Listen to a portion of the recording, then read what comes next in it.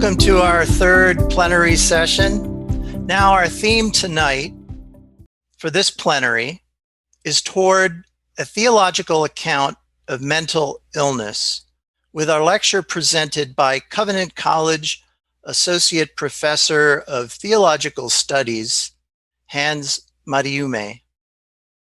I'm sure that working high atop Lookout Mountain in Georgia, some 1,850 feet above sea level, the theological signal is very strong there. So we're looking forward to your presentation.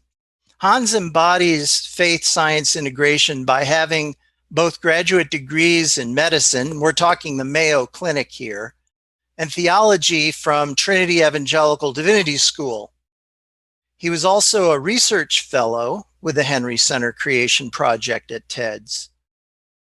Beyond his many papers, books, and service as book editor, he's a regular contributor to the Henry Center online magazine, Sapientia, which has been mentioned a few times in our conference, and the Gospel Coalition website.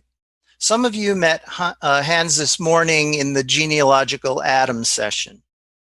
Now, our respondents this afternoon are Janet Warren, a family physician and independent scholar in theology, Jason Runyan, who at Indiana Wesleyan University is an associate professor of neuropsychology, and my colleague, William Struthers, a professor of psychology at Wheaton College.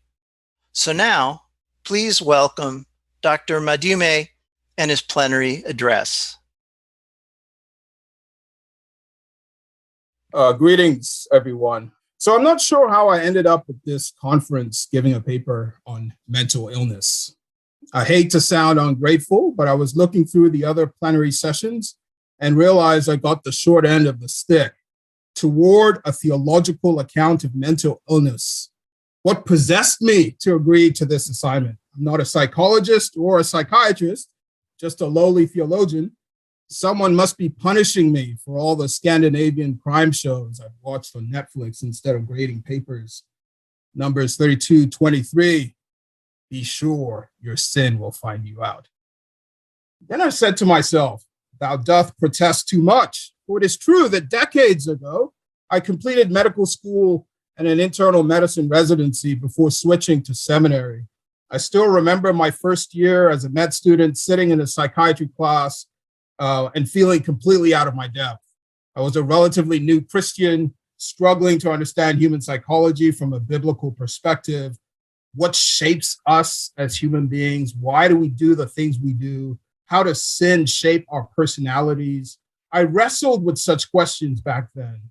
The mystery of the human condition and psychological struggle. So perhaps that is why I'm here, to keep thinking out loud on these questions. My plan for today is to sketch a theology of mental illness, and I will use the framework of creation, fall, redemption, and consummation. First, I will defend a holistic dualism rooted in the doctrine of creation. Second, I will tease out the meaning of concepts like psychopathology and mental illness in the shadow of the fall. Then third, I will think about psychopathology in light of redemption and the role of psychopharmacology in that process. And finally, I conclude that in the eschaton, mental illness will be no more. And I will do that in dialogue with disability theologians. A public warning. Apart from how to spell my name, almost everything I will say this evening is contested. Some of it needs nuancing and no doubt correcting. And I'm looking forward to the discussion with my respondents and the ensuing conversation. I know I have much to learn. So I begin with human ontology. What is the nature of the human constitution? According to most psychiatrists and philosophers of psychiatry, the answer is some kind of physicalism. Ontologically speaking, they say, we are physical, biological creatures. We are bodies and brains all the way down. Cartesian dualism is the arch villain, the ghost haunting the house of psychiatry.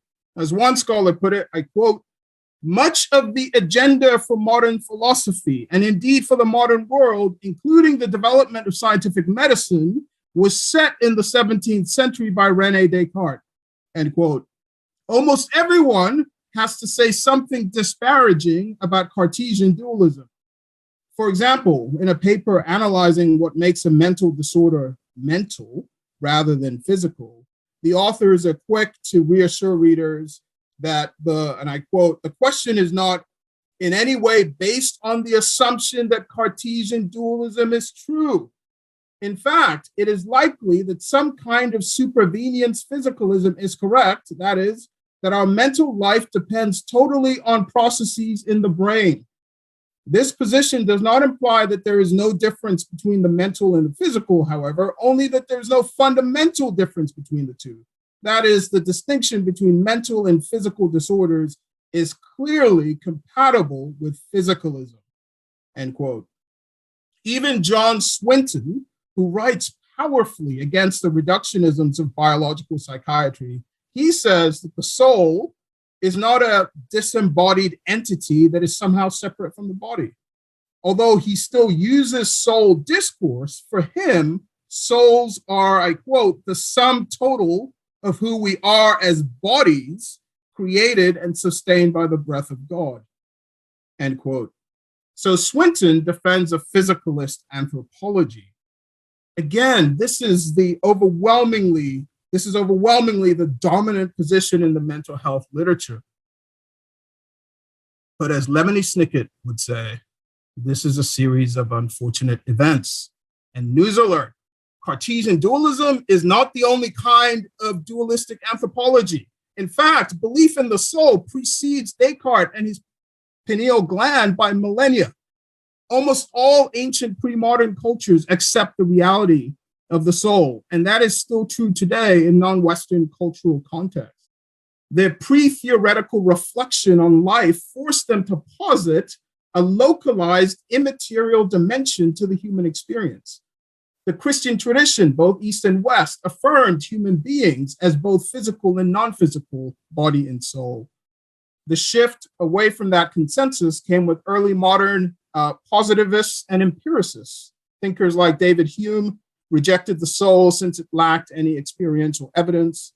William James, the father of American psychology, embodied that same anti-soul tradition. In his view, subjective phenomena of psychic life are explainable without reference to a substantial soul. And he ends his discussion with these words: the reader who finds any comfort in the idea of the soul is, however, perfectly free to continue to believe in it. For our reasonings have not established the non-existence of the soul, they have only proved its superfluity for scientific purposes, end quote. Now, the Christian psychologist Eric Johnson doesn't mince words. Here I quote in extenso: the history of the use of soul illustrates what has happened to Western psychology more broadly. The discursive system of psychology was removed from a larger semiotic metasystem, which included God and eternity and a personal, accountable inner self, and psychology was stripped of its Christian metaphysical underpinnings. Along with a scientizing of terminology, there was also a secular sanitizing of it. Modern psychology's term preferences reflect and support the West's cultural apostasy, end quote. So for my part, human ontology is dualistic. We are persons, body and soul, holistic dualism.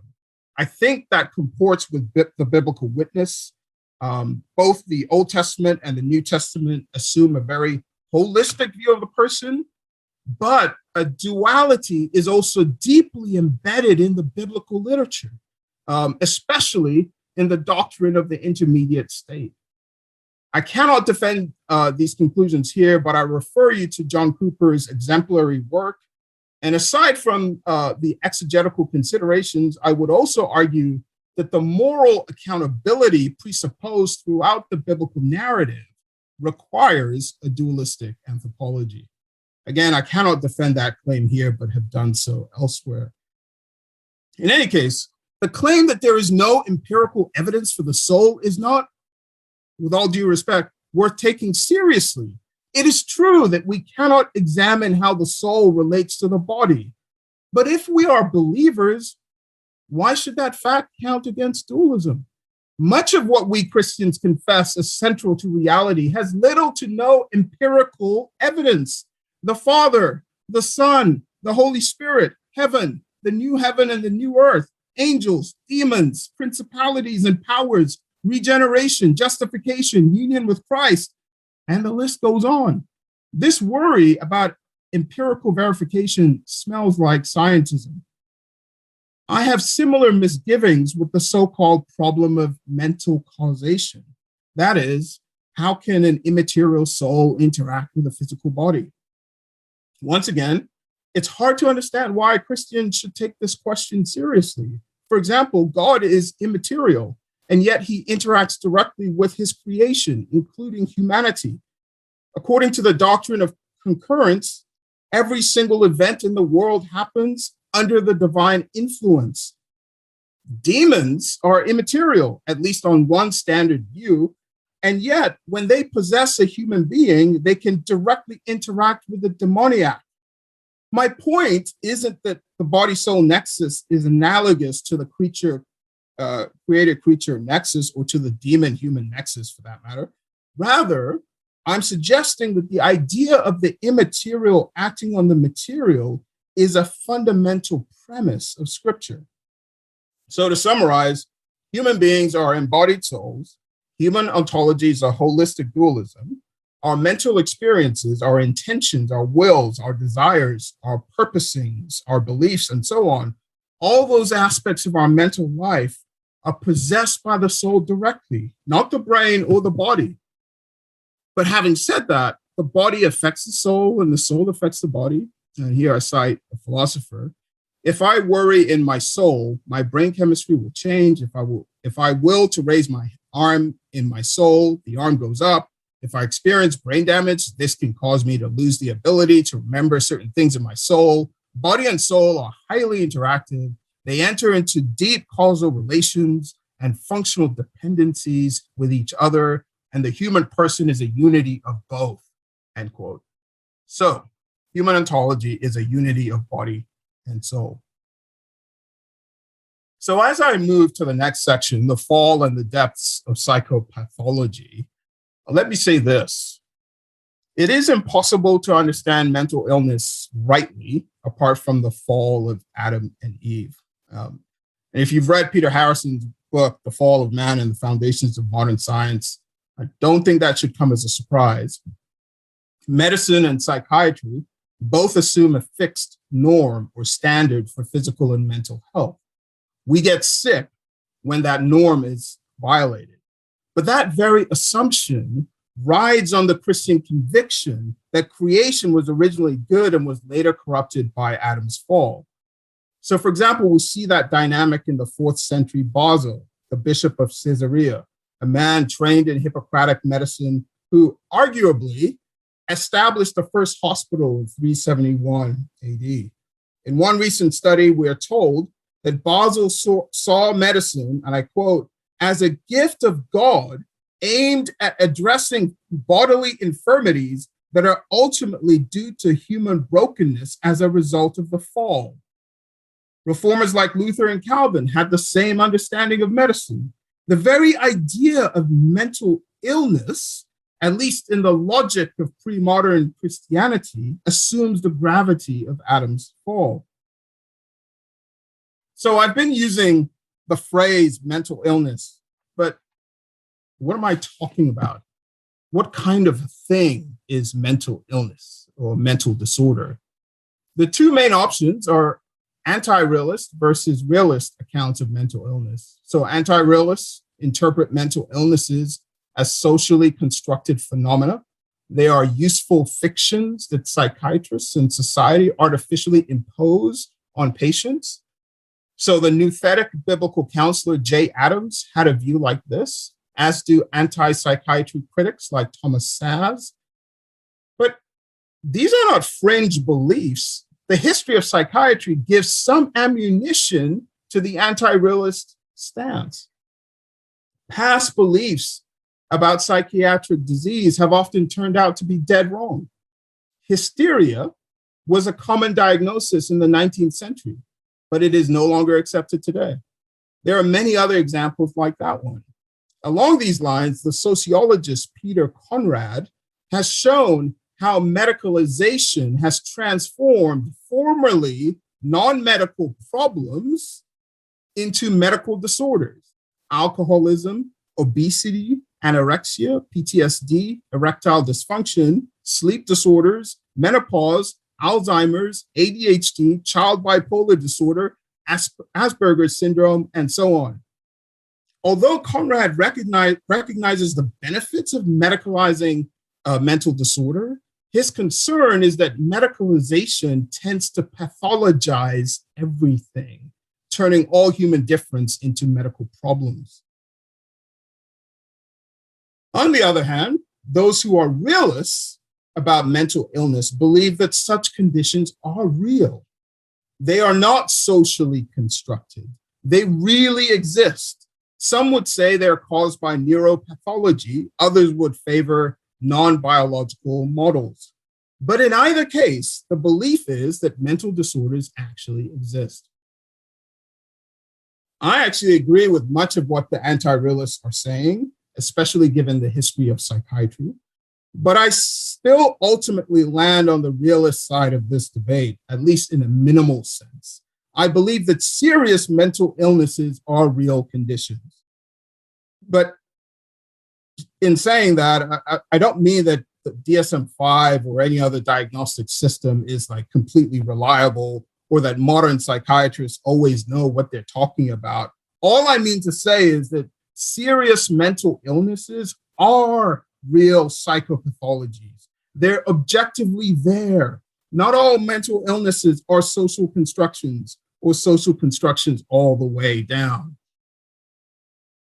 All right, so to get a handle on what I think mental illnesses are, let's circle back to the fall and sin. And here my discussion is indebted to Eric Johnson's magisterial volume, God and Soul Care, The Therapeutic Resources of the Christian Faith, published in 2017. Adam's fall has infected every nook and cranny of the creaturely realm, including our bodies and our souls. Human disorders of the soul, also known as psychopathology, are one of the consequences of Adam's sin. And so we can parse out soul disorder in two main categories. First, and most important, is the ethico-spiritual disorder of sin. Sin is our deepest psychopathology. Every single human being, except for Jesus, the God-man, suffers from original sin. We are saddled with a pervasive moral corruption, and as a result, we inevitably commit actual sins against God. We are blameworthy for the psychopathology of sin, yet the only remedy is divine grace through his son, Jesus, and the work of the Holy Spirit. The second category is biopsychosocial damage. Now, this is a form of brokenness that captures all the ways in which our cognitive, emotional, and psychological capacities can be twisted and damaged. Biopsychosocial damage is a sickness of the person. The soul is disordered, or the bond between the soul and the brain is broken in some way, and the result is sickness of the soul. This damage can result from severe biological or psychosocial disruption. I quote from Johnson, people can have genetic defects, their bodies and brains can malfunction, they can experience catastrophic or chronic trauma, which can alter brain function. Their thinking and emotions can be consistently distorted. They can have difficulties connecting with others. And as with suffering, such biopsychosocial damage is massively unevenly distributed, end quote. But disorders of the soul can also result from extreme suffering. especially when people go through suffering as children. And as a result, they can experience, that experience can cause biopsychosocial damage by way of negative moods, disordered desires, and diminished ability to cope with the common vicissitudes of life. Again, I quote Johnson: "When children experience significant trauma without sufficient resilience or emotional scaffolding, they will be damaged. And the greater the chronicity, the more likely they will grow into adulthood with compromised coping skills and agency. Moreover, the patterns they developed to cope with their suffering usually make it difficult to learn more mature ways to protect themselves from suffering and cope with it well in adulthood," end quote. And this biopsychosocial damage comes in degrees. At its most severe, we see genuine mental illnesses like bipolar disorder and schizophrenia. These broken capacities are part of the collateral damage of life east of Eden. Such conditions are weaknesses that people suffer from and for which they are not blameworthy before the Lord. So these two categories of psychopathology, sin and biopsychosocial damage, are not neatly siloed off from each other. The biopsychosocial damage invariably interpenetrates with our deepest psychopathology of sin. It is often hard for finite humans to disentangle the two. Someone with brain damage and associated mental dysfunction will not have the same capacities as others. They suffer from a weakness, not sin. And when I say weakness, I mean, and I quote, a passive defect of one's creaturehood, where one finds oneself impaired or disabled in some respect in comparison with others, a condition resulting from impersonal causes for which one is therefore not held responsible, end quote. But people who have such weaknesses still have the dignity of being made in the image of God. They are also sinners who need a redeemer. So often their psychopathology is a mixed bag, a complex blend of sin and weakness. So my argument so far is that some mental illnesses are real. They are disorders of the soul brought on by severe biopsychosocial damage. In her moving book, Darkness is My Only Companion, Catherine Green McCrae resists the idea that mental illness is sickness of the soul. She writes that the person who has a sick soul does not acknowledge the image of God in herself. And then she goes on to say, I quote, "The soul is not the seat of sickness in the mentally ill. The brain is broken. Its synapses and neurons and receptors, at least for the time being. But the soul, as the self in relation to God, continues healthy in anyone as long as that person is in Christ, relating to and acknowledging God," end quote. So I take her point. If we say that people suffering with mental illnesses have disorders of the soul, she's worried that such rhetoric will create more stigma. And I'm with her on resisting stigmatization. However, two things are worth pointing out by way of response. First, she may have an overly medical view of mental illness, one that restricts all the drama to neuropathology. Second, I have argued that all human beings are soul sick. Our gravest sickness of the soul is sin. All of us come into this world with damaged bodies and souls because of Adam. Recognizing that fact would help allay Green McCrae's fears of stigmatization. Soul disorder is multidimensional. At its deepest level, it involves alienation from God. In a word, sin. But it can also involve degrees of biopsychosocial damage, which means that the integrity of the soul is damaged, or the integrity of the soul's union with the body is compromised in some way.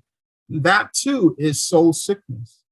But please note, Since humans are psychosomatic wholes, sickness of the soul almost always implicates the body, especially the brain, and vice versa. As someone wisely said, our behavior is holistic, involving the smooth and harmonious union of body and soul/spirit. All right, so creation, fall, now we come to redemption. In a 1995 Christianity Today article, the authors gave some striking testimonies of Christian patients who had benefited spiritually from Prozac. They described one patient, Elise, who woke up every morning wanting to die. She had tried prayer and pastoral counseling to no avail. Then after taking Prozac, it was like she came back from the dead. I felt like living again, and I began to experience God like I'd never before. Another patient, a top executive at an evangelical organization, described years of depression and uncontrollable anger. 3 weeks after taking Prozac, his depression lifted and he stopped lashing out at coworkers. There's also the well-known story from Peter Kramer's important book, Listening to Prozac. Kramer introduces us to one of his patients, Sam, who had been suffering from depression. He had lost his parents and had made some bad business decisions. He also had marital conflict because of his, quote, interest in pornographic videos, end quote. A regular antidepressant didn't work well, so Kramer prescribed Prozac because Sam had symptoms suggestive of obsessive compulsive disorder. And in those early days, Prozac was thought to be helpful with compulsiveness. The results were dramatic. Not only was Sam feeling better than well, but he no longer had any interest in pornography. Enter Michael Boyven, professor at Michigan State University and the director of their psychiatry research program. Back in 2003, he pondered the implications of the rising use of psychopharmacology in an essay titled Finding God in Prozac, or Finding Prozac in God, Preserving a Christian View of the Person Amidst the Biopsychological Revolution. He was wrestling with some of the same questions I've been thinking about in this paper. He rejects dualistic holism and instead defends what he calls the Hebraic model of the person.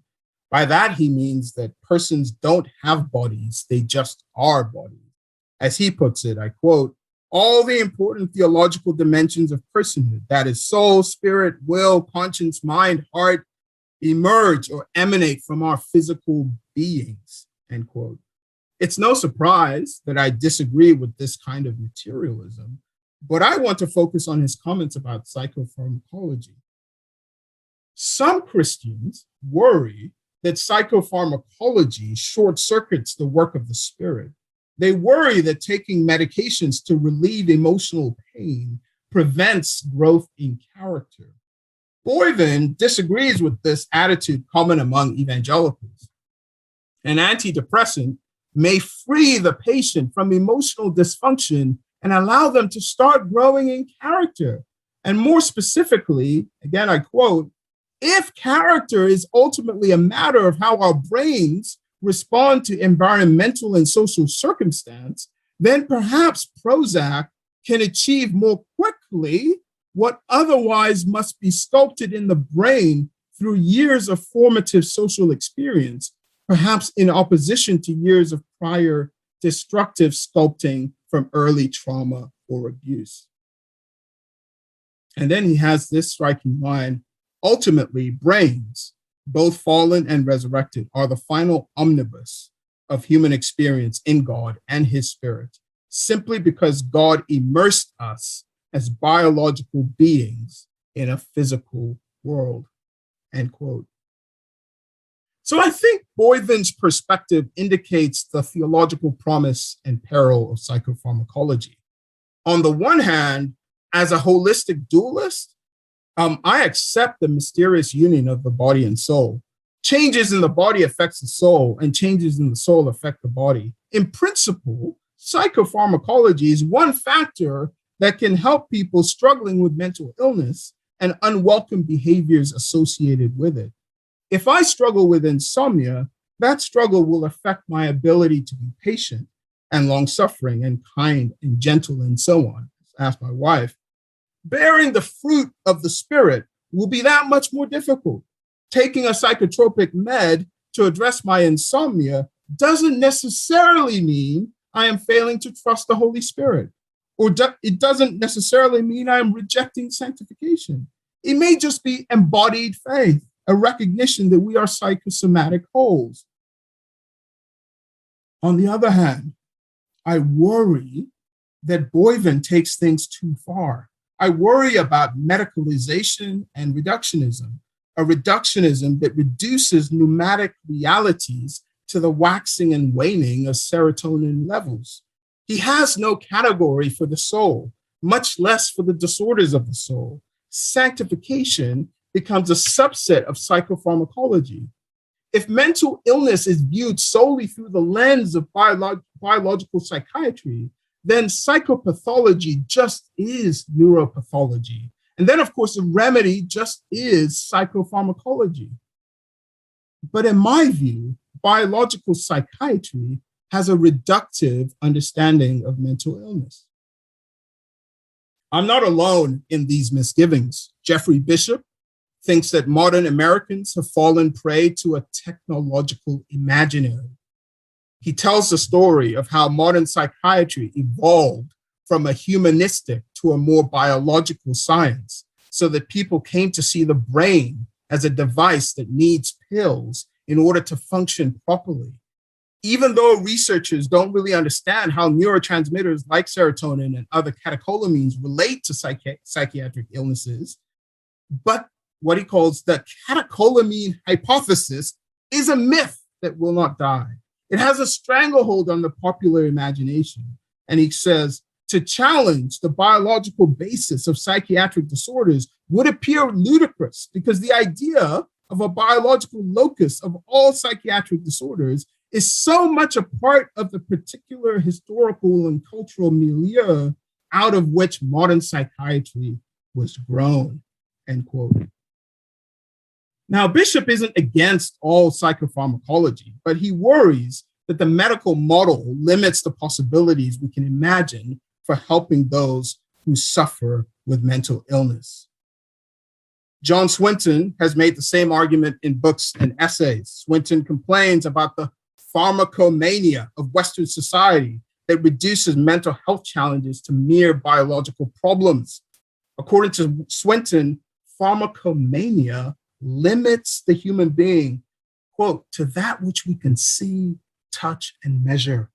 Biological changes, electrically charged impulses and reactions. Like cancer or diabetes, biological conditions require biological intervention. Such things as relationality, spirituality, and even other forms of therapeutic intervention, such as psychotherapy, can all be fully explained within a biological frame, end quote.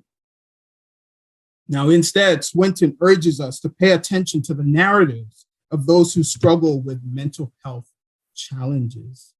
This approach widens the horizons for what it might mean to care for those in psychological distress. These are extremely complex issues, if you'll permit the platitude. As we step back from these debates over psychotropic medication, recall that our deepest psychopathology is sin. If we remain in our sin without the balm of Gilead, then we are condemned to eternal judgment. Biopsychosocial damage can cause extreme suffering, but no mental illness can hold a candle to the agonies of hell. And here I quote Eric Johnson, who wisely states, sin relativizes all other kinds of psychopathology, because if God has provided an adequate therapeutic intervention in Christ for our worst soul problem, a clear-cut divine resolution that vastly transcends our sinfulness and limitations and does not ultimately depend on our capacities, believers can be encouraged that all of their lesser forms of psychopathology are less threatening and more manageable. For Christians, suffering is also somewhat ambiguous, right? That we suffer at all is a result of the fall, and Scripture encourages us to find relief. If you think about the healing ministry of Jesus in the New Testament, at the same time, Scripture also encourages us to redeem the experience of suffering in our union with Christ. As Paul says, and as we say with Paul, I want to know Christ and the power of his resurrection and the fellowship of sharing in his sufferings, becoming like him in his death, and so somehow to attain the resurrection from the dead.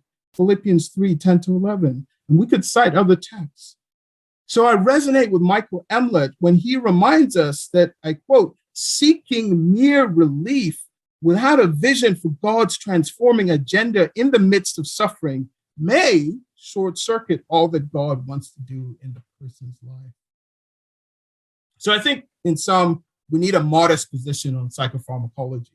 I think we should be critical of idolatrous uses of pharmaceuticals, and we can even be agnostic about their purported mechanisms of action. The fact that these meds can be effective doesn't mean we know what they're doing. Such medications cannot redeem us or even sanctify us. They do not have that kind of metaphysical status or soteriological power, but they can provide relief and thus can be a means of God's common grace to be used wisely without losing the bigger plot of God's redemptive agenda. Now I'll move to the last section of my paper. I've argued that mental illness, indeed any kind of psychopathology, including original sin, all of it is part of the fall. The God whom we worship is the God of David, who forgives all of our iniquities and heals all our diseases. The life of Jesus testified that sickness and disease is not the way it's supposed to be. When he healed the sick, when he raised the dead, we saw a foretaste of the future resurrection in the new heaven and the new earth. The Gospels reveal in detail that Jesus was not just a physician of the soul, but of the body as well. He made people whole again. In the eschaton, there will be no more death or mourning or crying or pain, for the old order of things has passed away. And more to the point, all believers who suffered from mental illnesses in this life will suffer no more at the resurrection of the dead. I believe that is what will happen when Jesus comes back. And I also believe that this traditional picture has overwhelming canonical support. But let me raise a potential objection from someone who thinks of mental illness as a kind of disability. Many disability theologians are challenging the idea that disabilities will be healed at the end of the ages. They often criticize traditional eschatology as betraying a kind of ableism, interpreting heaven in a way that favors able-bodied people. Mary McClintock Fulkerson writes this: all of us are persons with degrees of disability, and the supposed clear line between the abled and the disabled is a social fiction. Deborah Beth Creamer describes the traditional position as the medical model because it identifies disability as, quote, what someone has when his or her body or mind does not work properly, end quote. And then goes on to say that by imposing definitions of disability based on criteria of deviation from an assumed norm, the model creates clear categories of normal and abnormal. Instead, she suggests, we should think of disabilities as limits. All human beings have limits, so that the disabled are no different from anyone else. So, one of the key arguments relates to the problem of identity. Suppose a man has Down syndrome. When Christ returns, this man is resurrected, and all his physical and mental characteristics of Down syndrome disappear. Would that be a good thing? Many disability theologians would say no. These are two different people.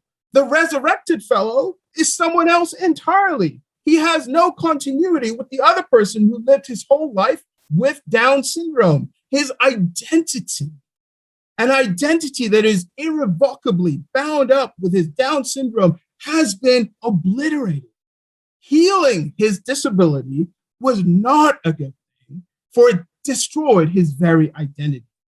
John Swinton and his co-authors defended this argument in an article published in 2011. The theologian Amos Young has also made similar claims. Now, first off, let me emphasize that I've benefited so much from reading particular disability theologians.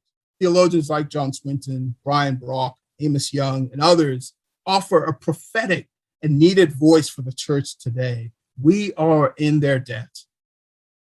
But I feel I need to push back on their specific claims about disabilities and the resurrection. These arguments do not work for disability, and they do not work for an eschatology of mental illness either. At a basic level, this argument about healing and the resurrection is just deeply counterintuitive. The Gospels leave no doubt that Jesus healed people who were afflicted with diseases. So we would expect that at the eschaton, all mental disorders would disappear. Amos Young suggests that Jesus healed illnesses, but didn't cure disabilities. But this distinction is arbitrary and begs the question. Furthermore, this way of thinking about disability and the resurrection nullifies the practice of medicine. Why do we work so hard at treating people's physical and mental disabilities if those will remain in heaven? For our present purposes, I want to give 3 reasons why Young and other disability theologians are wrong about the resurrection. Reason number 1 concerns the post-resurrection scars of Jesus. Disability theologians keep saying that disabilities will remain in the eschaton because Jesus still bears the marks of his crucifixion. Nancy Iceland made this Christological argument in her book, The Disabled God. After citing the passage in Luke 24:36-39, when the resurrected Jesus appears to his disciples, she writes, "In presenting his impaired hands and feet to his startled friends, the resurrected Jesus is revealed as the disabled God," end quote. Now, I agree that there's continuity between our pre- and post-resurrection selves. The virtues, the character traits, the fruit of the Spirit, perhaps even the memories, all of those things we experienced in and through the struggle with disability will carry over into the new heaven and new earth. And Paul says, we also rejoice in our sufferings because we know that suffering produces perseverance, perseverance, character, and character, hope. We will take such spiritual growth with us into the joy of the Lord. But there's also discontinuity, not just continuity. Everything that has fallen and broken in our lives will be vanquished forever. They will not remain in our resurrection selves. I do wonder if disability theologians are making a theological mountain out of an exegetical molehill. The post-resurrection marks on Jesus are not as significant as they claim. The text radically underdetermines their interpretation. Mick Habits has offered a different speculation about the post-resurrection, but pre-ascension body of Jesus.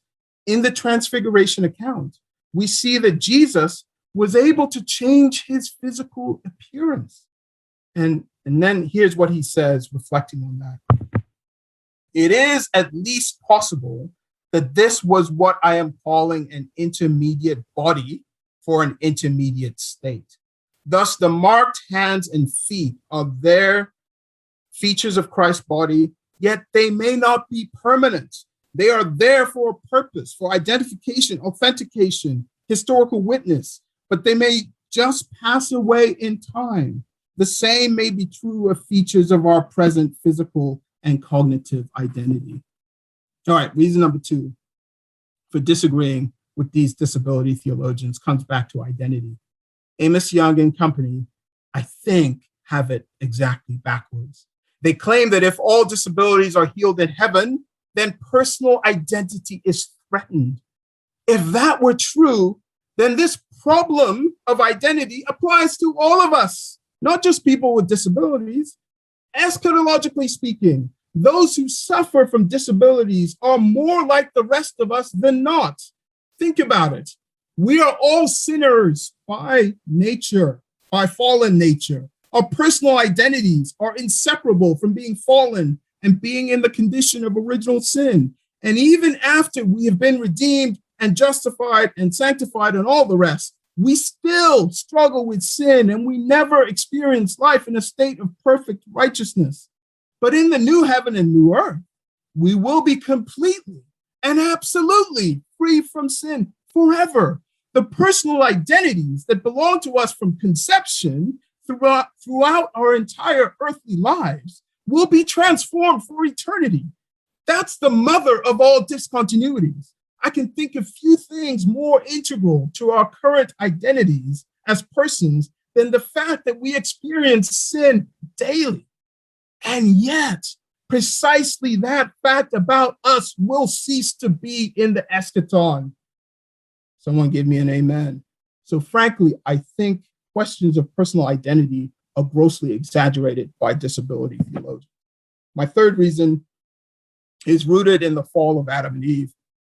Many of these disability theologians reject the Catholic doctrine of the fall and adopt instead a non-lapsarian evolutionary story. For example, Amos Young locates Down syndrome within an evolutionary paradigm, and he writes, the trisomic mutations have been around for thousands and even millions of years, giving their presence among gorillas and chimpanzees. This is not to say that chimpanzees and other pungids of the family of apes also suffer from Down syndrome. It only suggests that the kinds of genetic variations that have evolved the many species of both Pungidae and Hominidae have produced mutations like trisomy 21 in human beings and trisomy 22 in chimpanzees, long before the appearance and fall of Adam and Eve from paradise, end quote. So Young's point is that the wide range of creaturely diversity that exists on the planet depends on the natural process of genetic variation. But that same process is what produces chromosomal disabilities like Down syndrome. This position, I think, presents a theological dilemma. Young can take one horn of the dilemma and affirm that all disabilities are part of God's good creation. Down syndrome is part of the goodness of creation that was present from the beginning. Or he can take the other horn of the dilemma and affirm that disability is the inevitable consequence of God generating this astonishingly complex evolutionary creation. When those are your two main options, I'm not surprised that identity and resurrection become so existentially pressing for disability theologians. If God made me this way, then why would he radically change that at the resurrection? Now, I suppose non-lapsarian disability theologians can try to devise one or more creative theodicies to circumvent these worries, if one thought theodicy a worthwhile exercise. Instead of all this drama, I think we should recognize disabilities as symptoms of Adam's fall. Eschatologically speaking, that would mean that disabilities are analogously in the same category as our sinful condition. I'm not saying that having a disability is sinful, but that both sin and disability are contingent or accidental aspects of personhood. There are post-lapsarian evils or disvalues that Christ will eradicate when he comes back. Now, it's interesting. Kevin Timpey thinks that even if disabilities are accidental features of our identity, they may still be present in the eschaton. I quote him, there are aspects of our identities that, even though not essential to us, will remain as part of who we are into the afterlife. Furthermore, while being a parent is only a contingent part of my identity, stripping me of the relationship I have with my children in the afterlife would involve a needless, damaging, and perhaps even unjust change to my identity. so too with some disability. Timpe makes a legitimate point, but is wrong in how he applies it. He's correct if we're talking about contingent parts of our identity rooted in the goodness of creation. But those aspects of our identity that are post-lapsarian and broken will not remain in the New Jerusalem. All that to say, I stand by my initial contention. There will be no mental illnesses in the new heaven and the new earth. And that is truly good news. So I think I've run out of time. Let me say this in closing. I have wandered far and wide to map out a theology of mental illness, but I've said almost nothing about the pastoral and spiritual dimensions that are crucial for a Christian view of mental illness. How we can be redemptive communities that exude love and hospitality and welcome people in psychological distress. I have sometimes disagreed with John Swinton, but his new book, Finding Jesus in the Storm, The Spiritual Lives of Christians with Mental Health Challenges, is a wonderful model of rich and deeply spiritual care for people who struggle psychologically. Such practical and pastoral dimensions of soul care are vital to a full-orbed theology of mental illness. They're far more important than anything you've heard from me in this talk. But I hope that what I've said here, or something close to it, will offer a strong theological basis for precisely that kind of Christ-filled soul care. Thank you. Well, I'll give you an amen.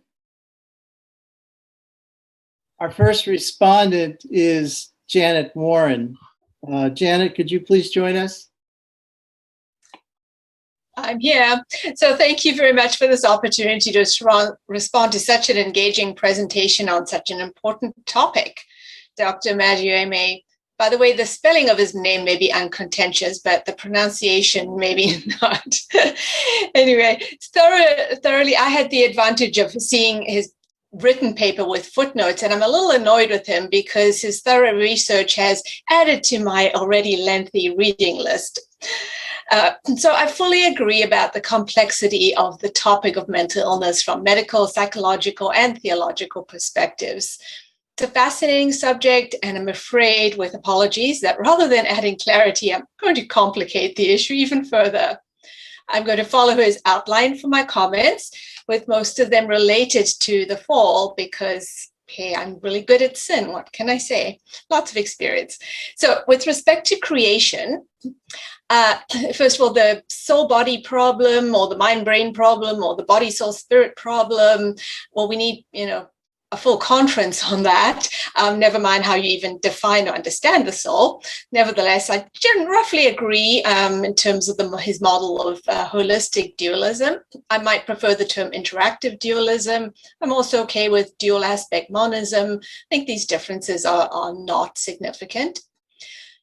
It's true that there's no scientific evidence for a soul, but there is increasing recognition in the secular world of the limitations of science and the legitimacy of non-empirical knowledge. It's also true that contemporary psychology favors physicalism. And incidentally, I think this is potentially harmful to sufferers, because when we reduce a problem to a chemical imbalance, it absolves people of any responsibility in dealing with psychological and spiritual issues, and it discourages any hope for true healing. That's another issue. In secular science, there are some voices that oppose physicalism.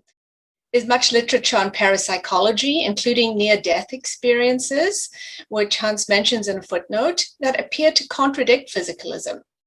We know there are brain structural and chemical changes associated with mental illness, but it is a bit of a chicken-egg problem because we don't know necessarily which comes first. Indeed, the way that the brain can recover with mere talk therapy also seems to oppose a physicalist view. I'm part of an organization called the Medical Psychotherapy Association of Canada, and I suspect most of my colleagues in there disagree with a strictly physicalist view of the human psyche. is perhaps because we're privileged to enter the depths of people's stories, and we encounter such complexities that it becomes difficult to discount the psychological, the mental, and the spiritual. Next, with respect to the fall, although I appreciate Hans's minimally realist account of mental illness, I think some of the gray areas are worth expanding upon from both psychological and theological perspectives. And this involves revisiting the topic of creation, because I'm not convinced that all illness is a result of the fall. So again, there's a problem of definition. Now, Hans does mention this in a footnote, but I'd like to expand on it. As with discussions within disability theology, we simply cannot lump all mental illness or psychological disorders together. You don't need expertise to realize that personality problems are very different from dementia.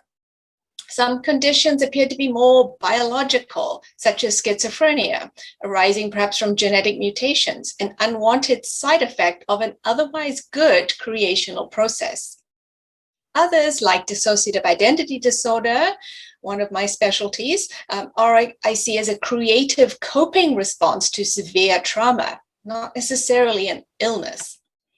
Interestingly, anxiety, depression, PTSD, OTSD, there's a lot of overlap. They often coexist. They're treated with similar medications, and often they have similar roots in terms of childhood abuse.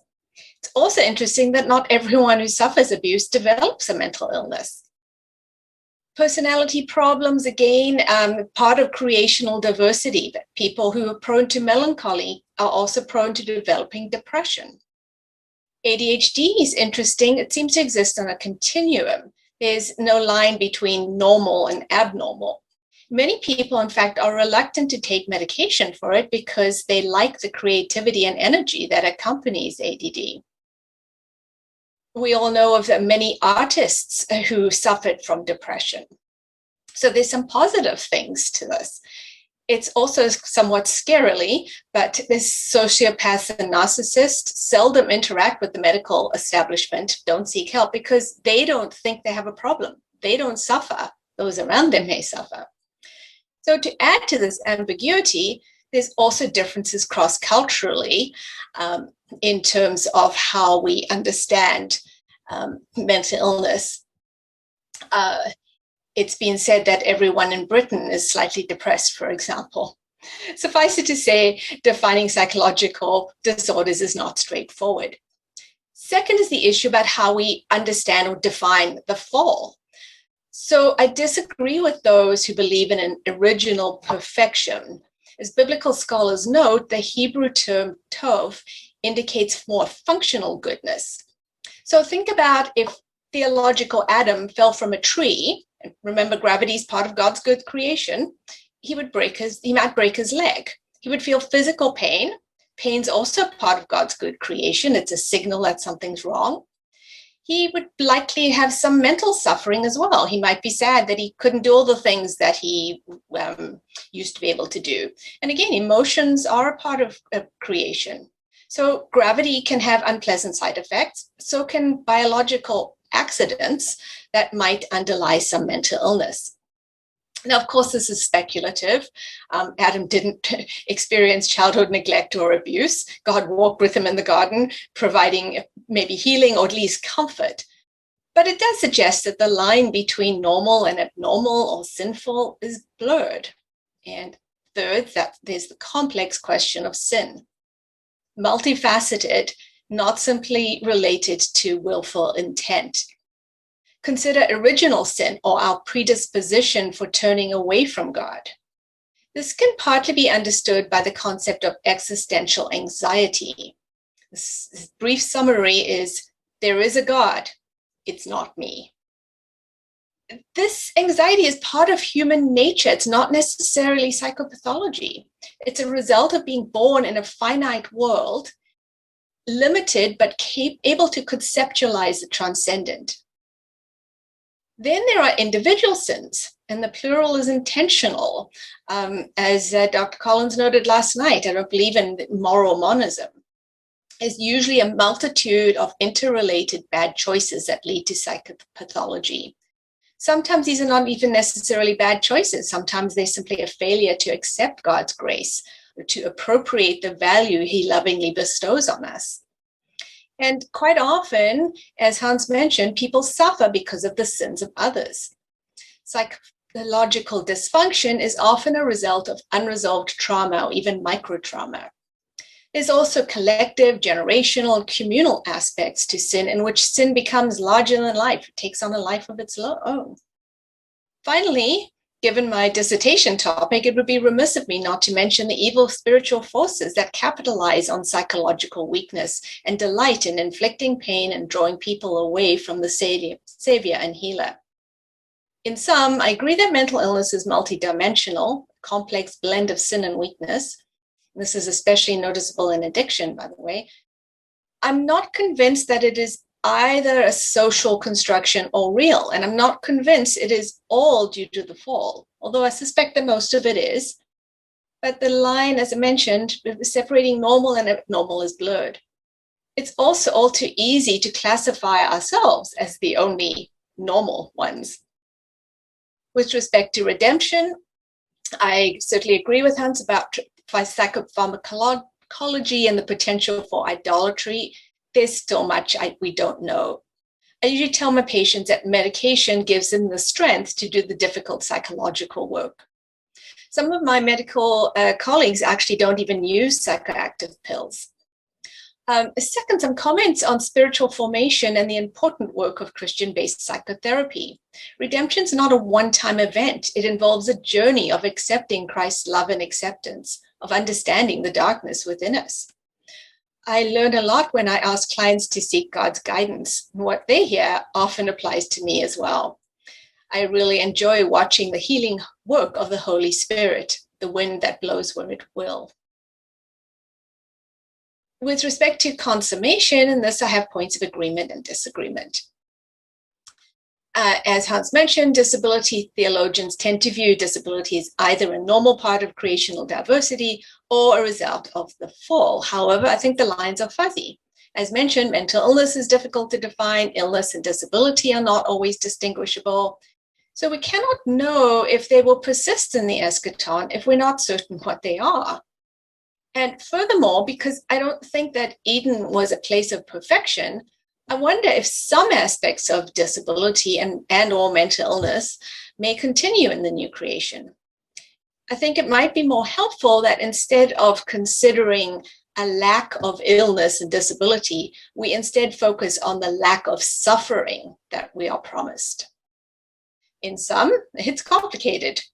Hans and I have more points of agreement than disagreement. For now, we see in a mirror dimly, but we need to recognize the nuances of biblical theological perspectives, the limitations of medical psychological science, and the diversity of experience. Always, we need to compassionately work with Christ in alleviating suffering. Thank you. Thank you, Janet. Our second respondent is Jason Runyan. Jason, please join us. All right, thanks. All right, I'm grateful for the opportunity and space to reflect on Hans Madueme's interesting and expansive paper. As I read it, it stimulated wide-ranging thoughts about diverse topics such as the distinction between what exists in reality as social convention and what perfection in the eschaton might look like for our disabilities. I would have loved to explore these topics further with you, Hans, and others. My preference would be over coffee or a meal, but here we are on Zoom, and with enough time for me to share brief reflections on two topics: human ontology and the relation between sin and mental health issues. Even here, I will only be able to sketch out some ways of thinking Christianly about these topics to throw into the mix with those Hans presented. As Dr. Madueme points out, most psychiatrists and philosophers of psychiatry are physicalists, maintaining that all we are bodies and brains. This is often pitted against Cartesian dualism, the idea that we are souls, an immaterial substance, distinct from our body or any kind of physical substance. However, as he also notes, Cartesian dualism is not the only kind of dualistic anthropology. The other kind that Hans discusses, of which he's a proponent, is what he calls holistic dualism, the notion that we are a body and soul, an immaterial substance and the physical substance to which it is intimately connected. This is also sometimes referred to as composite dualism. However, there's at least one more form of dualism, which following E.J. Lowe, we might call non-Cartesian dualism. Or rather, if we call the flavor of dualism Hans advocates for composite dualism, we might then call this form holistic dualism. And I think these names may be more suitable for reasons I hope will become clear. Whatever we call it, given this third form of dualism, we are not to be identified with our body or any part of it, such as our brains. However, a person is also not to be thought of as being an immaterial spirit or soul, nor even a combination of body and soul. As Lowe describes, on this view, indeed, there need exist no such things as immaterial souls. Rather, a person is to be thought of as a thing which possesses both mental and physical characteristics, a thing which feels, but which also has shape, mass, and a location in physical space. Spiritual characteristics could also be added. Thus, a person is also a thing that possesses a certain kind of relation to God and to the Spirit, by virtue of which they are endowed with certain spiritual characteristics, can hear God, be moved by the Spirit, can love, etc. I won't be able to flesh out this form of dualism in any detail, but I will say that on this view, certain of our characteristics, including capacities, aren't possessed by our bodies or any physical part of us. Rather, within creation, these characteristics are only found to be possessed by people. Only where we find people do we find beings that have these characteristics, including having certain kinds of bodies. Thus, persistence conditions for people are different than for their bodies. A body can persist at a certain location when a person no longer does, which happens the moment a person dies. The implication is that people are a distinct kind of being with distinctive characteristics which give rise to a duality between people and their bodies. This view doesn't reduce the person or their capacities to their body or brain or to the capacities of their body or brain. At the same time, this form of dualism recognizes a dependency relation between the capacities of a person and the capacities of their body. So to illustrate, I couldn't write this paper without being conscious. And me being conscious, at least at the moment, depends on my body and nervous system expressing capacities which, when expressed, give rise to consciousness. Nevertheless, the capacity to write this paper is not a capacity possessed by my body, but by me. A second implication of this form of dualism is that a person is a whole, not a composite of two kinds of substances. Rather, a person is one substance with distinct kinds of characteristics, physical, mental, spiritual, which cannot be conflated with or reduced to one another. Among a person's characteristics is that they have a body, and so share characteristics with their body, but they also have other characteristics. In this sense, a person is a soul, or a distinct living being, even while not being an immaterial substance or partially composed of such a substance. So in sum, the virtue of this form of dualism is, I think, that it is, first of all, it is non-reductionistic. A person is a distinct substance. And second, it doesn't divide the person into substantive parts. Their soul isn't conceived as a substance juxtaposed with their body. Now, building from Hans's paper, I want to explore how conceiving of ourselves in a non-Cartesian, non-composite, non-reductionistic way might inform a way of thinking Christianly about mental health. Hans divides disorders of the person into two categories: sin and biopsychosocial damage. Sin, defined as pervasive moral corruption, is, as I understand it, a bent toward willful self-centeredness, going our own way, instead of ultimately being one with Christ and relinquishing to God's movement and ways. Sin is thus alienation from God and conduct that expresses this alienation. Biopsychosocial damage, defined as all the ways in which our cognitive, emotional, and psychological capacities can be twisted and damaged, refers to our weaknesses, our ways our capacities can be broken. It is a form of sickness of the person, which might be due to physiological genetic causes, suffering and trauma, and or ways of coping with trauma. Hans is careful to make clear that sin and biopsychosocial damage are not neatly siloed off from each other. As he states, one interpenetrates the other to the point that it is often hard for finite humans to disentangle them. Both are sicknesses or disorders of the soul, which are multidimensional, sin being the deepest level. Additionally, there can be degrees of biopsychosocial damage. I believe that Hans's nuanced approach has many strengths, but I do question the categorical division between sin and biopsychosocial damage. According to Hans, biopsychosocial damage is all the ways one's cognitive, emotional, and psychological capacities are weakened. Presumably, these are the very capacities operative and expressed whenever we conduct ourselves willfully. And in this case, sinful conduct is one expression of a weakness of these capacities. For example, if I knowingly say something out of anger to get back at someone, disregarding their well-being, then this presumably is an expression of my cognitive, emotional, and psychological weaknesses. It is an expression of weakness in my capacities to think, to will or want, and to feel. And if I know this alienates me from God, it's also an expression of sin. The implication seems to me to be that sin and biopsychosocial damage aren't dichotomous. Rather, sinful conduct is a certain kind of manifestation of a sickness or weakness of our cognitive, emotional, and psychological capacities, and thus of the person who possesses these capacities. Now, of course, biopsychosocial weakness can also be expressed in many other ways, which aren't sin as defined, but are still expressed by the very same person, expressing the very same capacities. For example, willfully engaging in coping strategies that one doesn't know harms oneself or others. What I'm suggesting is that sin, having to do with our relation to God, is a dimension of our biopsychosocial weakness, as Hans defines it. The reason is it seems sinful conduct is a certain expression of our cognitive, emotional, and psychological weakness.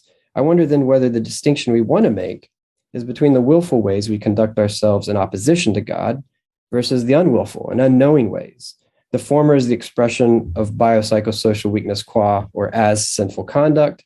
The latter may be the expression of the same category of weakness, just not as sinful conduct. Moreover, both are multifarious and come in degrees, and both involve the very same substance expressing the very same capacities and weaknesses, a person. This said, I really appreciate Dr. Madueme's point that it is hard for us to disentangle sin. Even where we can, it seems scriptural and perhaps pastoral to recognize that even sinful conduct is ultimately one expression of a more general pre-existing sickness, which affects our ability to think, perceive, feel, and make choices. This makes sense of the gospel portrayal of sin as one of a variety of sicknesses, all of which Jesus came to heal. It also makes me wonder whether, when I focus on trying to disentangle whether someone is ultimately at fault, Jesus might redirect my attention, as he did the disciples who asked, "Who sinned, this man or his parents, that he was born blind?" I wonder if Jesus might say to me that the root of what happened here isn't found in the person's sin or their parents' sins. I imagine Jesus might then say that ultimately this happens so that at some point, the power of God might be manifested in this person through their healing. To close, when I step back, what I see in Hans's paper, and hope to have preserved my reply, expands our awareness of what is spiritual to include all the various ways by which we heal and grow, and all that might interfere. All varieties of goodness found in creation, all that contributes to our growth and healing are means of grace, coming down from the Father of lights. This includes researchers, clinicians, pastors, spiritual directors, counselors, friends, psychotherapies, interventions, prayers, anointings, sacraments, and medications, which promote our healing and growth. All of creation and flourishing are nurtured and sustained by the multifarious presence of the Spirit. In this case, the glory of God is a human being fully alive, and being fully alive consists of the healing of our capacities so that we can behold God. Thank you, Jason.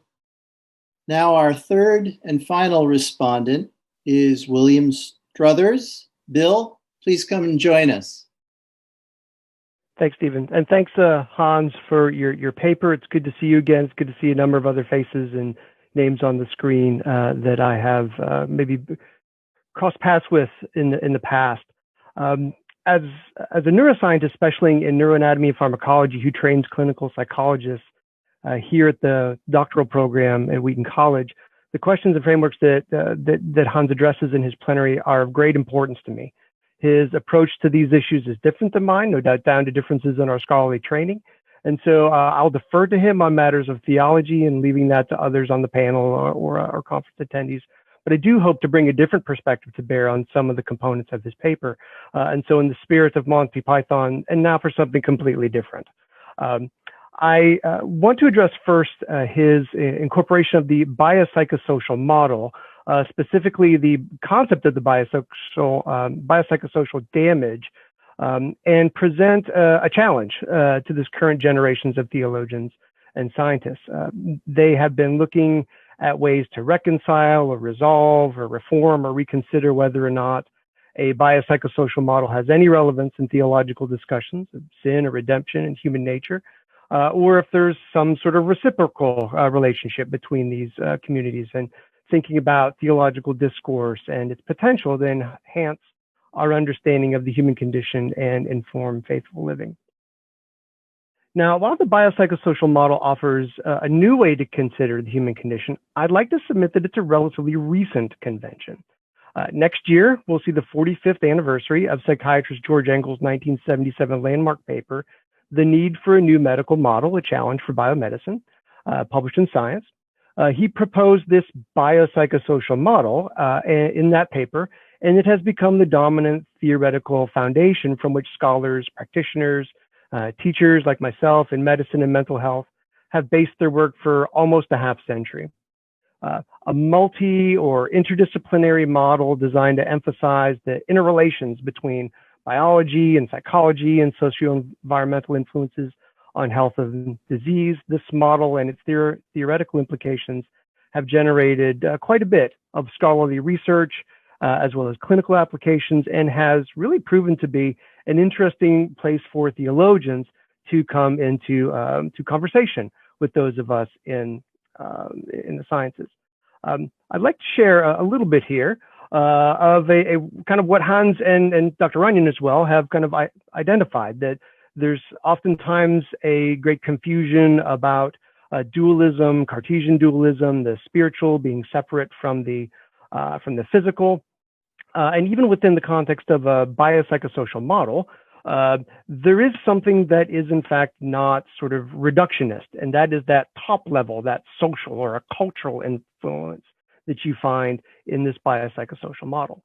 Now, what I've seen in the last 30 plus years is that the bio component of this model has been completely mined and tiered into a variety of different subdivisions. We think about biology has a genetic level. There are levels at the tissue, and I think about neurons and how different neural cells form different types of synapses, which of course is where the pharmacological factors that Dr. Madueme is bringing to bear. These are part of a larger system. We are organisms, right? So the organs come together to form the organism, and the organ of psychological experience, I think most of us would say, is the brain, right? And the nervous system.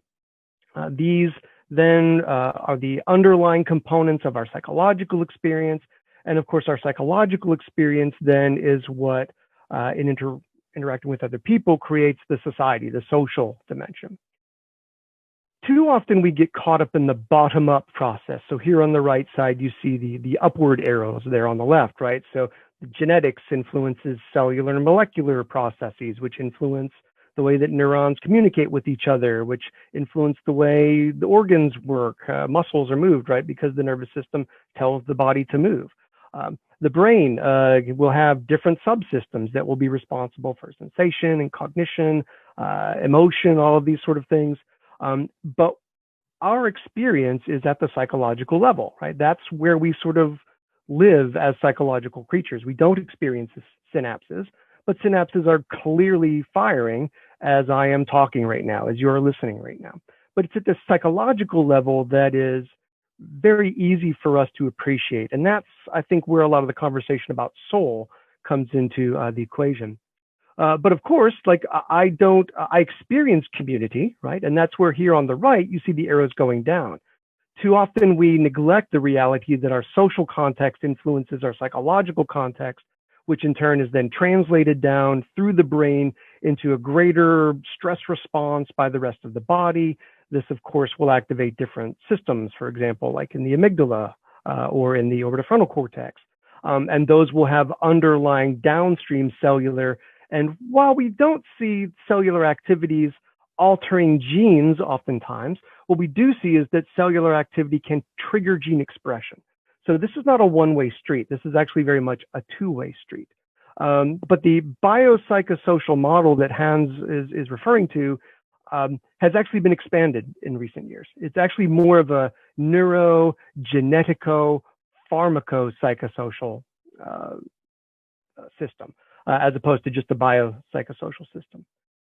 Now, where I teach in the clinical program, we will often refer to what we call the biopsychosocial spiritual model. Actually, I refer to it as the neurogenetico-pharmacopsychosocial spiritual model. But this can be confusing because if you look at the figure here on the right, you see that the bio is underneath, the psycho is next, the social is up, it's sort of on top of it. And if you actually add the spiritual, it sort of implies that the spiritual is somehow hovering over the social or the cultural. But one of the things that I think is interesting, if we think about spirituality, and I know some will get concerned about accusations of panentheism. That's not what I'm arguing for here. But if we think about the spiritual as having a dimension to it that somehow runs, much like a post runs through the children's toy with the multiple, as you can see here, multiple pieces of wood with the holes in the center. If we move away from thinking about the spiritual as somehow separate and they're sort of trying to force each other, that the spiritual somehow in this Cartesian homunculus sort of pushing on the pineal gland that's moving the fluid, but actually thinking about the spiritual as something that is underlying and holding all of these levels together, it creates a different way of thinking about this biopsychosocial model. And so in training my clinical psychologist, this is actually a variant of this biopsychosocial model that incorporates a neurological and a pharmacological component and a genetic component as well to the way that we think about what our human nature is. Now, a final comment here is a different point that kind of came to mind as I was reading Hans' paper. On the left, you can see these are club drugs. This is the drug ecstasy. Ecstasy is 3,4-methylene-dioxymethamphetamine. It is a drug that is a Schedule I drug. It's considered an illicit, illegal drug. It's used for psychedelic purposes. And I focused in on this because there's something about Hans's post-traumatic stress disorder example that caught my attention. One of the things that we're finding in the treatment of people with post-traumatic stress disorder is it's a very resistant disorder. And as someone who as an undergraduate researched ecstasy, what I've noticed is a movement away from people thinking about ecstasy as a treatment for PTSD, which you're going to hear more about if you haven't already, but thinking about it not as the cure, but as a scaffold. Side point, in the last 3 years, I've had 2 knee surgeries. Many of you maybe have had surgeries before. And it's not uncommon for you to be put under, general anesthesia. And when I was put under, I was given the drug fentanyl. Now, fentanyl, if I'm allowed to self-administer fentanyl, that could be done for pain management, but it can also very easily become a problem for me to self-administer fentanyl. So if you tell people that ecstasy is a treatment for PTSD, clearly that would be a pharmacotherapy that would run off in a very wild direction very, very quickly.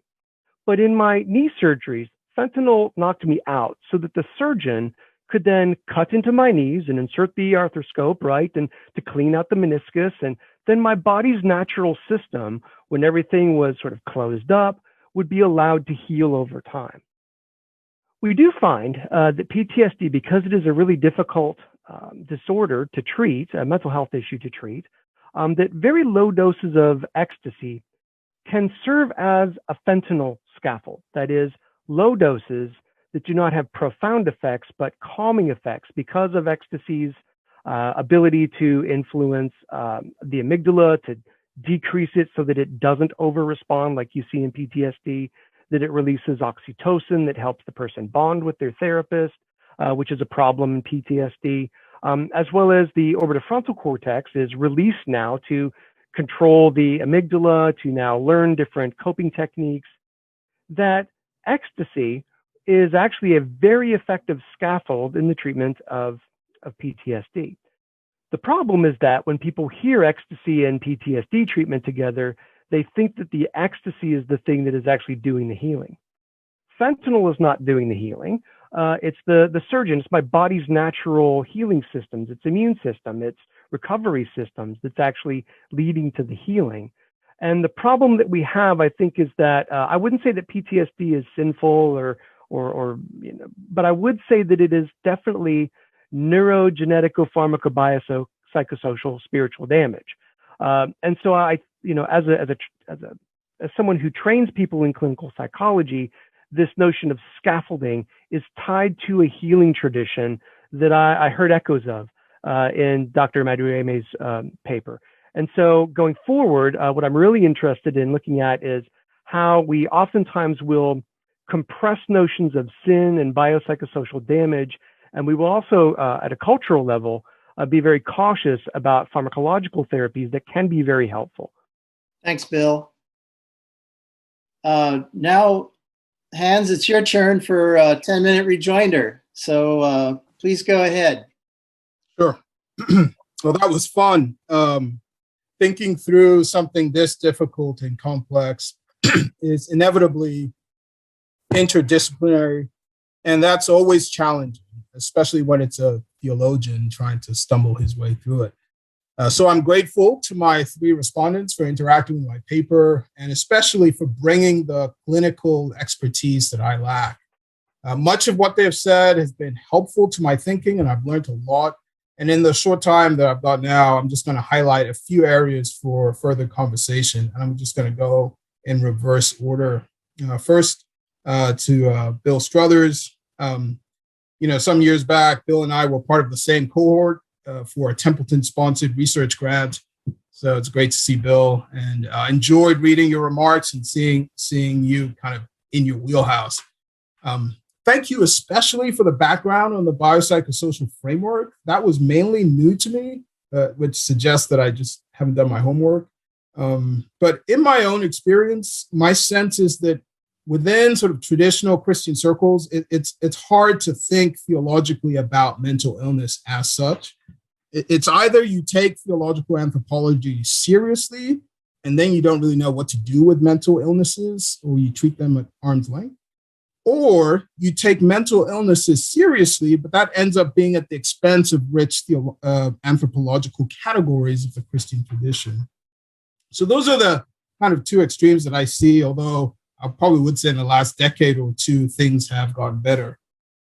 So I was drawn to Eric Johnson's way of conceptualizing biopsychosocial damage because, at least to my mind, it gives mental illnesses, or the serious ones that I mentioned, it gives them a theological home. And that's what I found attractive. But I didn't realize the much longer history to that term or that concept. So thank you. I read an earlier draft of Bill's comments, and I had a question about the spiritual component that you were talking about, but you've actually sort of elaborated a little bit more in your remarks here. So yeah, that's interesting, and I'm still chewing on the way you're framing that. Now, second, regarding your scaffolding approach, I like it. Even in this paper, I often speak about psychotropic medicine as a potential means of God's common grace in a person's life, so that it can make it possible for them to engage in the necessary soul care. So I think your scaffolding concept gives that some theoretical heft. So I see your scaffolding motif as complementary to what I was trying to do in the paper. My own concerns, as you can tell, are kind of sensitive to how medical and psychiatric practices can shape how we understand ourselves as persons. And as you know, scientific disciplines like neurology and psychiatry are actually some of the main reasons that Christian scholars are embracing a physicalist anthropology. And I think that's a mistake. And so part of what I was trying to do in the first part of my paper is offer a different framework, one that brings more traditional concepts of theological anthropology into dialogue with the mental illness literature. Now to Jason. Thank you for introducing me to E.J. Lowe's anthropology. I think I knew he was a non-Cartesian dualist, but I'd never gotten around to looking more deeply into his work. And based on your summary, his view sort of sounds to me like a kind of property dualism, or maybe a dual aspect monism, or it sort of gives me vibes of that. So I'm not sure if that's correct, but I do see why you called it a holistic dualism. Though there's a part of me that wonders whether one might equally argue for calling it a dualistic monism as well, just based on how you described it. But forget the terminology. I like the strengths of the position a lot, and I'm going to keep thinking about it. But I do have a question about the intermediate state, which I don't think you commented on, because in my mind, that's a key aspect of the biblical witness, and it sort of functions as a control belief for me. And I'm not quite sure how the intermediate state would work on Lowe's dualism. For example, it seemed like you were saying that a person is only able to think or to speak in virtue of having a body. So I'm curious if that read is correct. And if that's correct, what about the intermediate state? Just consider one example. In Matthew 17, at Transfiguration, Moses is having a deep conversation with Jesus. Moses there has no physical body at all. So how would Lowe's anthropology make sense of that encounter? And I think there are other such passages as well. In the second part of your paper, you suggest that sin is a subcategory. You suggest that I maybe should think of sin as a subcategory of biopsychosocial damage. And I think you said all sin is a dimension of biopsychosocial weakness. And I think that's an intriguing proposal. And I really like the non-reductive style. But it then raises one or two questions.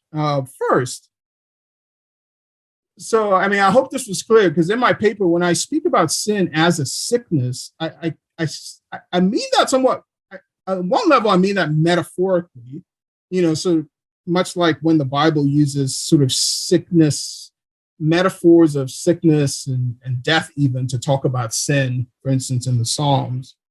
So there's a sort of metaphorical dimension to the way I'm using that language with respect to sin. But it seems like you're saying, no, you should rethink sin as sickness per se.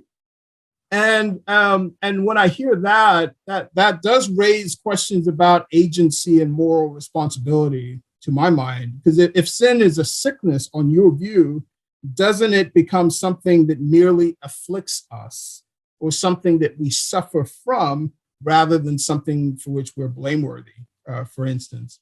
And so if I can clarify one point, in my paper, I defend biopsychosocial damage as something for which we are not culpable, which is why I described it as a weakness, which is a term I'm borrowing from Eric Johnson. And the term weakness there is a technical term. It doesn't mean weakness in the sense of a moral failing, but rather something we suffer from, something we're not culpable for, something that makes aspects of daily living difficult for us for one reason or another. So in other words, as I understand the terms, I don't see how sin could be a weakness in that sense. And to suggest that sin is just a weakness, sort of that then brings back worries about sort of like a biological reductionism or medical reductionism. So I hope that makes sense. And, please come back at me if I've just kind of misunderstood what you were suggesting there. Finally, I come to Janet's helpful response. Quick side note, Janet, I really liked your point that physicalism in psychology is potentially harmful to sufferers. And you wrote, reducing their problem to a chemical imbalance absolves people of responsibility in dealing with psychological and spiritual issues and discourages any hope for true healing, end quote. I think that's a great reminder and wise. Thank you for pressing me on some of the claims I made about the fall. I agree with you on the problems with defining mental illnesses, as I said in the paper. You're right that we shouldn't lump everything together. So thank you for bringing that nuance. I hear you on your disagreement on your point on original perfection and the point you made about the Hebrew word tov. Now, this could take us down a rabbit hole real quickly, but let me just clarify that my own position is that Adam and Eve were sinless before the fall. I emphasize the absence of sin, not some abstract notion of perfection. And I'm not sure whether you would agree with that sort of way of thinking about the pre-lapsarian condition. You then give the example of theological Adam falling from a tree. So now we're trying to think about what things were like before the fall. And I was recently at the Bar conference a few weeks ago, put on by the Omnipresent Henry Center. And we discussed these issues at some length. And that meeting actually helped me nuance my own thinking. And prompted by your remark, I'm just going to sort of speculate just for a few seconds, since scripture doesn't give much explicit detail.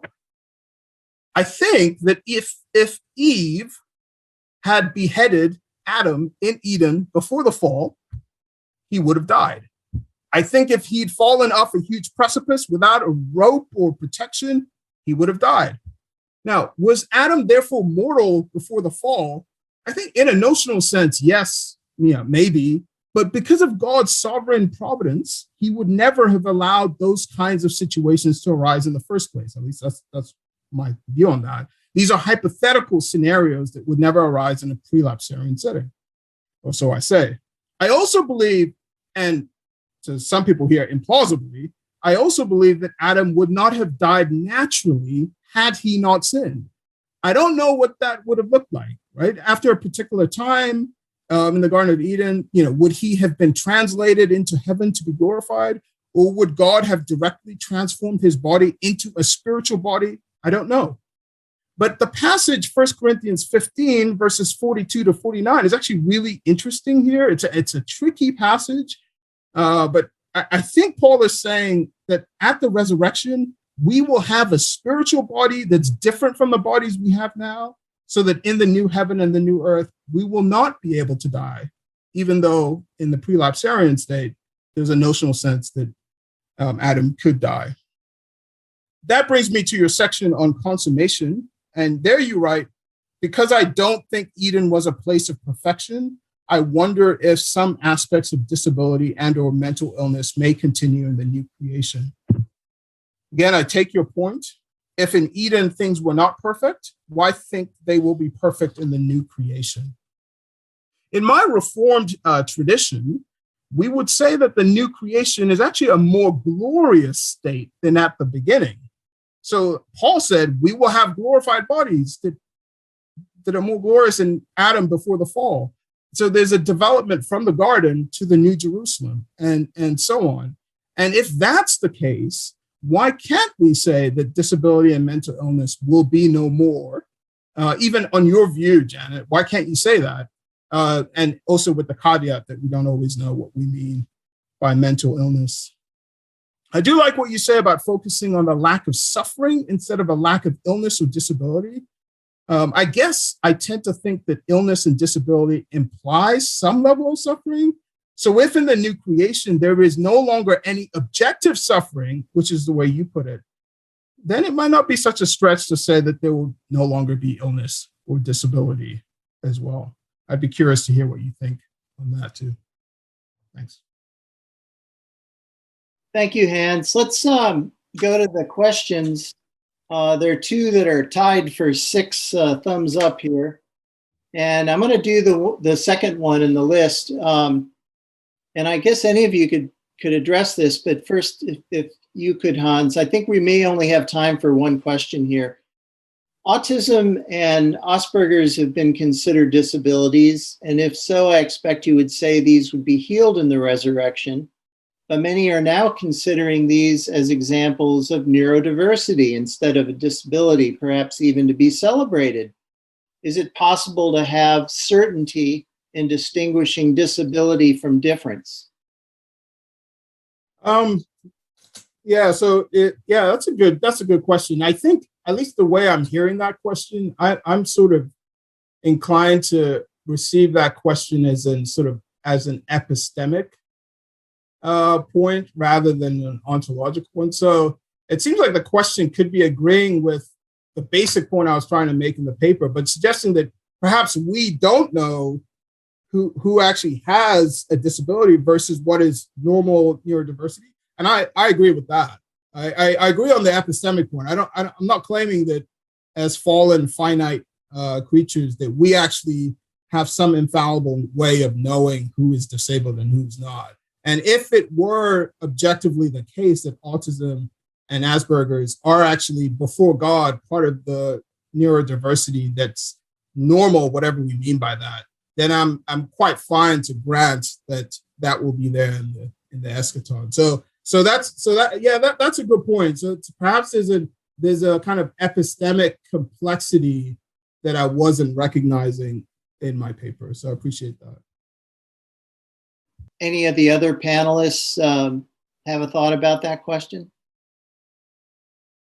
Sure. Well, it relates actually to what Hans was just saying in terms of my comment about perfection in Eden, perfection in the eschaton. And I see there was another comment too. So in that would be those are both good examples. It all depends on how we understand perfection.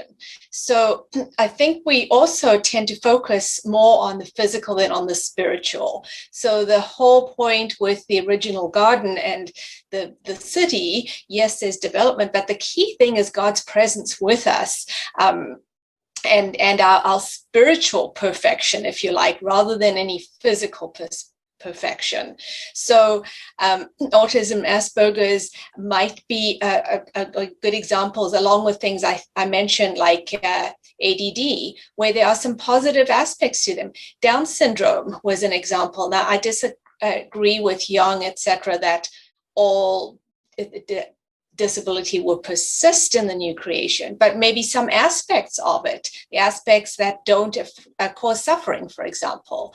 One of the big things when you look at Jesus's healings, there's so much more going on than him just helping people feel better or healing them physically. His healings were very much intertwined with salvation. So it's not just about the healing, it's about bringing people into relationship with Christ. And I think that's what we want to focus on when we're looking at the new creation, etc., is that spiritual healing, not necessarily the physical healing. His healings restored people to community because they were unclean. So then they were clean and could be in community. So there's just so many theological layers that we need to be considering. I just like to briefly add, I like Hans's kind of epistemic humility and wonder if whether anything that unites us with Christ, will continue on, in the eschaton, and that we can't perfectly see what those characteristics are and what they aren't because of our own cultural biases.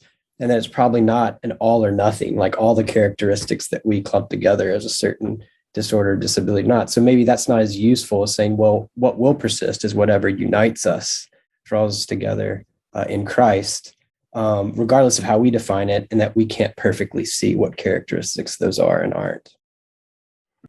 Yeah, I would echo that as well. I think Dr. Warren and Dr. Runyan are spot on that, because I could very easily see someone making an argument that a person who has sociopathy, right, or someone who is borderline personality disorder, that's just neurodiversity, right? That's just a different way of having your brain organized. And I think there's legitimate reason to be cautious in allowing that to be sort of understood as an acceptable form of neurodiversity that even needs to be celebrated. So these are live conversations in a lot of different contexts as well. I had mentioned the use of ecstasy in the treatment of PTSD. Here in Chicago today is Lollapalooza. And I know that a lot of the movement in our culture now is looking at how do psychedelic drugs, give us access to spiritual experiences.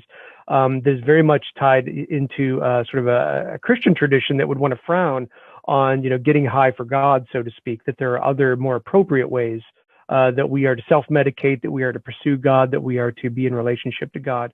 And I said, so as a pharmaco person, I would want to be really cautious and not just say, hey, it's just another way that you can experience God. And as long as it doesn't kill you or get you to violate some sort of mandate in Scripture, then game on, have fun. I just would want to also kind of add that into the conversation as well. This, I think we can probably address this other question that was popular, and some of it has been addressed, but much of your talk refers to sin and or trauma as causes of mental illness. Can you say something about cases of mental illness where, other than the fall, neither sin or trauma is involved?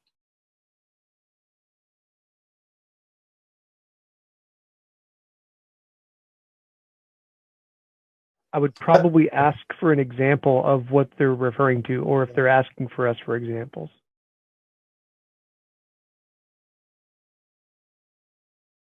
Any thoughts about the stigma aspect to mental illness, especially in the evangelical community, because of this, tie to sin, which is something you're ashamed of?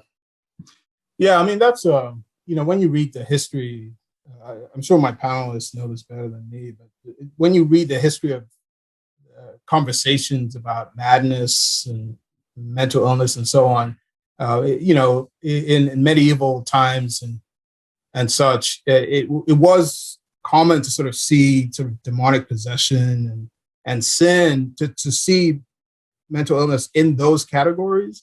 And, and so I mean, you could say, yeah, at least they sort of believed in these supernatural realities, but that, if you wanted to sort of put a positive gloss on that, but the downside was that the only sort of lens through which you could see people with these struggles was very much one in which they were other, and they had sinned, or that, this was the work of the devil and such. And so so I think there has been that shadow in just that we've inherited as Christians. And I think even today, I mean, I quoted the book by Catherine Green McRae, and there are others, Amy, I forget her name, Smith, Amy something. But I mean, there are other books where evangelicals are sort of trying to help the church sort of, let's remove the stigma. I mean, that's a large literature, and I think it goes back to some of those older ways of thinking about it. Now, but the only thing I would say is, I'm sympathetic to all of that, but the one caution I'd have is that sometimes there can be a sense that therefore we should never talk about sin. We should never talk about sort of the roles of the powers of darkness at all. And I do think that might be that, throwing out the baby with the bathwater or something like that. I'd also add, I think there's an element of sort of American individualism that you see in that evangelical Christianity as well. A real, you have to bear responsibility for yourself. You need to kind of bootstrap yourself up and just try a little bit harder. I think that's another dimension to the stigma, that if you can't take care of yourself, then, you're either malingering or you're somehow flawed beyond what is considered an appropriate level for someone within your cultural context. I think, go ahead. I've actually seen a bit of the opposite now in terms of people, Christians coming and say, oh, well, I have an illness, a disease. In other words, I can't help it. And this sort of passive victim mentality, which is not helpful either. So, the problem is everything's, as I was mentioning, it's so intertwined. So it's hard to, you can't lump it all together. I've heard, a lot of Christians really trying to separate out, oh, well, it's a physical illness, it's not you. And I don't think we can do that. It's all messy and intertwined. And, absolutely, we shouldn't judge, but we shouldn't be, absolving people of taking responsibility either. Jason, you want to make the last word there? Oh, I don't know if I want to do that, but what I was going to say, this made me wonder if some of the addiction community and recovery programs that are specifically affiliated with church programs and even Bible studies offer a good model where it's communal, you're free to be open about your shortcomings. You recognize that this is the human condition, that there is an element of inheritedness to this, that yes, there's responsibility, but there's also things that you're not responsible for, and that we each have these. And that then the onus really isn't so much on the responsibility for why I'm here, but responsibility for growth. And I think that's kind of comes into the one of the questions you had, Hans, about me, is that it's not an either or. I think it can be a degrees, and that actually focus on a communal role of responsibility for my recovery. And actually, there's been studies with addictions counseling and addictions community, and they disentangle these two. There's the sense of responsibility for my situation, and then there's responsibility for recovery and my growth. And that these are two different aspects of responsibility, and placing much more emphasis on the latter than the former. Hans, Bill, Janet, Jason, thanks for such a provocative conversation. It's a conversation that really belongs here.